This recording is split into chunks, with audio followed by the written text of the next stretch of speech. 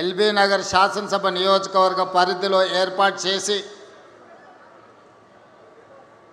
సభాధ్యక్షత వహిస్తున్న సోదరిమణి అటవీ పర్యావరణ శాఖ మంత్రివర్యులు శ్రీమతి కొండా సురేఖ గారు ఈ కార్యక్రమంలో నాతో పాటు ముఖ్య అతిథులుగా విచ్చేసిన రంగారెడ్డి జిల్లా ఇన్ఛార్జ్ మంత్రివర్యులు మిత్రులు దుద్దిల్ల శ్రీధర్ బాబు గారు, మాజీ మంత్రివర్యులు శాసన మండలి చీఫ్ విప్ పట్నం మహేందర్ రెడ్డి గారు, రంగారెడ్డి జిల్లాలోని సీనియర్ శాసనసభ్యులు, గతంలో ఈ ప్రాంతానికి ఈనాడు ఇబ్రహీంపట్నం శాసనసభ్యులుగా పనిచేస్తున్న సోదరులు మల్రెడ్డి రంగారెడ్డి గారిని, షాద్నగర్ శాసనసభ్యులు మిత్రులు ఈర్లపల్లి శంకర్ గారిని, అటవీ శాఖ కార్పొరేషన్ చైర్పర్సన్ మాజీ శాసనసభ్యులు పోడెం వీరయ్య గారిని, శాసనమండలి సభ్యులు బుగ్గారప్ దయానంద్ గారిని, అదేవిధంగా మాజీ పార్లమెంట్ సభ్యులు నాకు అత్యంత సన్నిహితులు మిత్రులు మధు యాస్కి గారిని, అదేవిధంగా హైదరాబాద్ నగర మాజీ మేయర్ మాజీ శాసనసభ్యులు తీగల కృష్ణారెడ్డి గారిని, కార్పొరేషన్ చైర్మన్ చల్లా నరసింహారెడ్డి గారిని, మరో కార్పొరేషన్ చైర్మన్ జ్ఞానేశ్వర్ ముదిరాజ్ గారిని, మరో కార్పొరేషన్ చైర్మన్ మల్రెడ్డి రామరెడ్డి గారిని, కాల్వ సుజాత గారిని, యూత్ కాంగ్రెస్ రాష్ట్ర అధ్యక్షులు శివసేనారెడ్డి గారిని, శివచరణ్ రెడ్డి గారిని, వేదిక మీద ఉన్న వివిధ ప్రజాప్రతినిధులను, అటవీ శాఖ అధికారులను, నాకు అత్యంత ఆప్తులైన ఎల్బీ నగర్ శాసనసభ నియోజకవర్గ నలుమూలల నుంచి వచ్చిన వేలాది మంది మా ఆడబిడ్డలకు, మా సోదరులకు మనస్ఫూర్తిగా అభినందనలు, ధన్యవాదాలు తెలియజేస్తున్నా.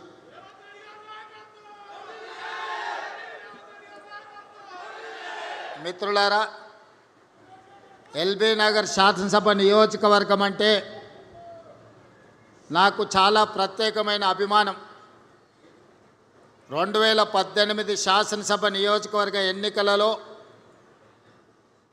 అనుకోని పరిస్థితులలో రాజకీయ కుట్రలో భాగంగా కొడంగల్ శాసనసభ్యుడిగా ఓటమి చెంది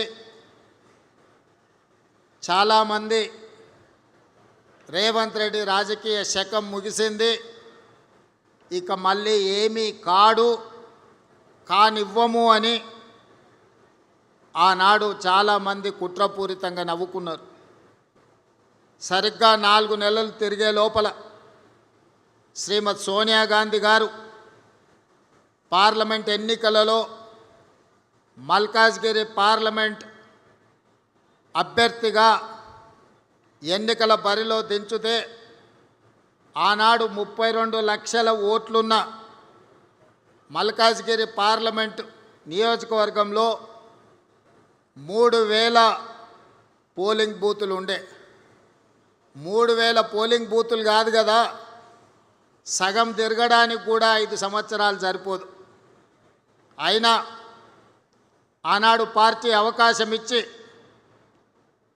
సోనియా గాంధీ గారు, రాహుల్ గాంధీ గారు అండగా నిలబడి ఆనాటి ఎన్నికల బరిలో దించితే అప్పటి వరకు నాతో ఉన్నవాళ్ళు, అండగా నిలబడతామన్న వాళ్ళు, మీరు భుజాల మీద మోసి గెలిపించిన వాళ్ళు ఎన్నికలు ప్రకటించి అభ్యర్థిగా అవకాశం వస్తే నన్నే కాదు మిమ్మల్ని కూడా గుండెల మీద తన్ని పరాయోడి పంచన ఆనాడు చేరిండ్రు.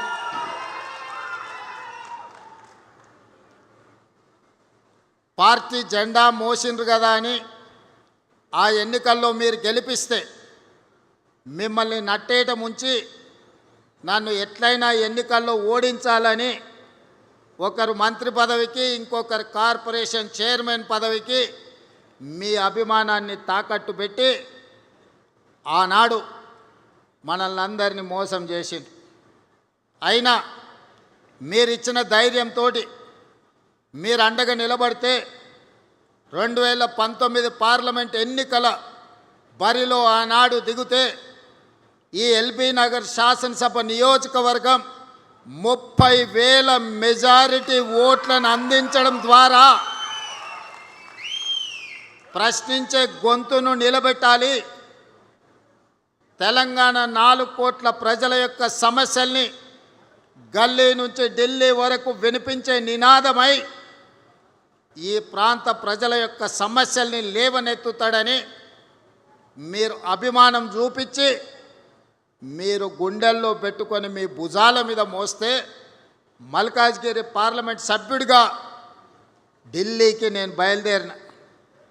మీ అభిమానం, మీ గుండె ధైర్యం తీసుకొని ఢిల్లీకి బయలుదేరితే పార్లమెంటులో అక్కడ జరుగుతున్న సమావేశాలలో పార్టీ తరఫున ప్రజల తరఫున గట్టిగా నిలబడి కొట్లాడినప్పుడు శ్రీమతి సోనియా గాంధీ గారు, శ్రీ రాహుల్ గాంధీ గారు, మల్లికార్జున్ ఖర్గే గారు నన్ను చూసి గుర్తించి పిసిసి అధ్యక్షుడిగా అవకాశం ఇస్తే వెనక్కి తిరిగి చూడకుండా 3 సంవత్సరాలు నిరంతరం కొట్లాడితే 2023 7 తారీఖు నాడు ఎల్బీ స్టేడియంలో లక్షలాది మంది ఆశీర్వాదంతో ప్రజాపాలన ప్రభుత్వాన్ని మనం ఏర్పాటు చేసుకున్నాం.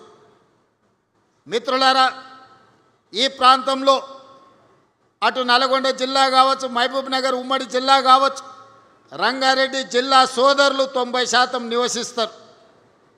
మీరందరూ ఆనాడు అభిమానంతో అవకాశం ఇచ్చిండ్రు కాబట్టి కుట్రలో భాగంగా పడిపోయిన నన్ను నిటారుగా నిలబెట్టి అండగా నిలబడ్డారు. కాబట్టి ఈనాడు తెలంగాణ రాష్ట్ర ముఖ్యమంత్రిగా మళ్ళీ ఎల్బీ నగర్ శాసనసభ నియోజకవర్గంలో మీ ముందు నిలబడి ఈ ప్రాంత అభివృద్ధికి 100% నేను సహకరిస్తానని ఈ వేదిక మీద నుంచి సవినయంగా విజ్ఞప్తి చేస్తున్నా.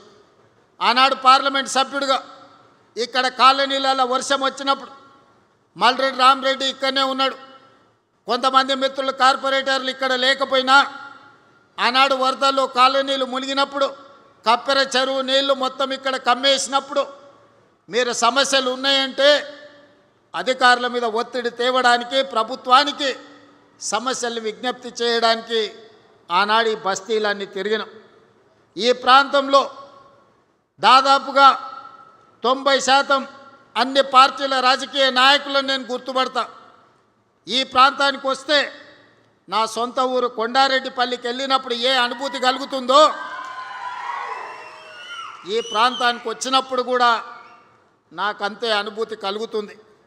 ఎందుకంటే మా ఊరిలో నన్ను ఎంతమంది మావాడు అనుకొని అభిమానంగా చూస్తారో ఈ ఎల్బీ నగర్ ప్రాంతంలో ప్రతి ఒక్కరూ పార్టీలకు అతీతంగా మావాడు రేవంత్ రెడ్డి ఈరోజు ఎదిగిండు, ఈరోజు తెలంగాణ రాష్ట్రానికి ముఖ్యమంత్రి అయిండని అభిమానంతో పలకరిస్తారు. ఏ రాజకీయ నాయకుడికైనా ఈ అభిమానమే కావాల్సింది.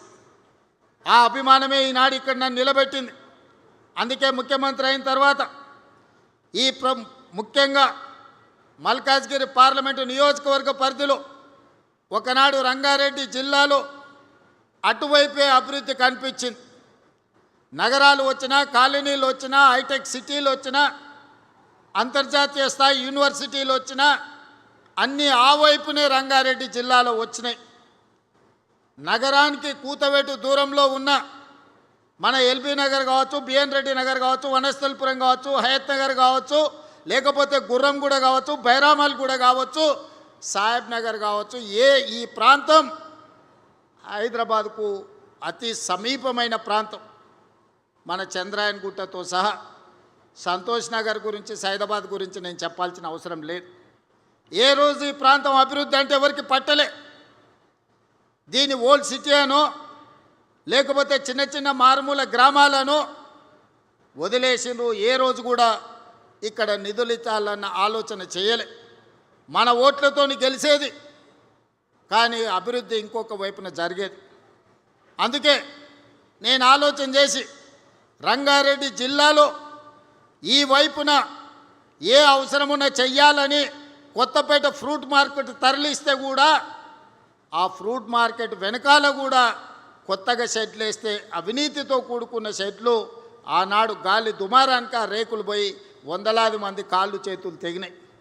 అందుకే ఈనాడు శంషాబాద్ దగ్గర 240 ఎకరాలలో 2400 కోట్ల రూపాయలతోని అంతర్జాతీయ ప్రమాణాలతోని ఈరోజు ఫ్రూట్ మార్కెట్, అదేవిధంగా flower market, fish market, mutton, chicken ఏం కావాలన్నా, పోల్ట్రీ ఏమి కావాలన్నా అందుబాటులో ఉండే ఒక అంతర్జాతీయ మార్కెట్ను మన వైపు తీసుకొచ్చినాం.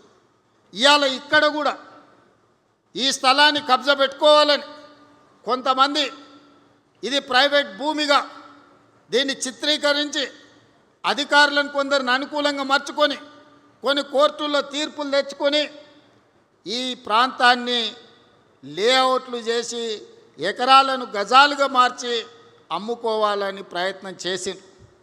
ఆ కేసు సుప్రీంకోర్టులో ఉంటే ఉద్దండులైన న్యాయవాదులను పెట్టి ఆ కేసులో ప్రభుత్వం గెలవడమే కాదు, ఈ ప్రాంతానికి కాలుష్య రహితమైన ఒక నాణ్యమైన గాలి, నీరు, స్వచ్ఛంగా ఈ ప్రాంత ప్రజలు బ్రతకడానికి అవసరమైన అభివృద్ధిని చెయ్యాలి అని దీని ఒక నేషనల్ ఫారెస్ట్ కింద, పార్క్ కింద ఈరోజు అంకితం ఇచ్చి 100 ఎకరాలుగా పైగా మొత్తం 424 ఎకరాలు జూబ్లీ హిల్స్ ప్రజలకి కాసు బ్రహ్మానందరెడ్డి పార్క్ ఉంటే ఎల్బీ నగర్ ప్రాంతంలో, బిఎన్ రెడ్డి నగర్ ప్రాంతంలో 424 ఎకరాల అంతర్జాతీయ ప్రమాణాలతోని ఇక్కడ పార్కు నిర్మించాలి.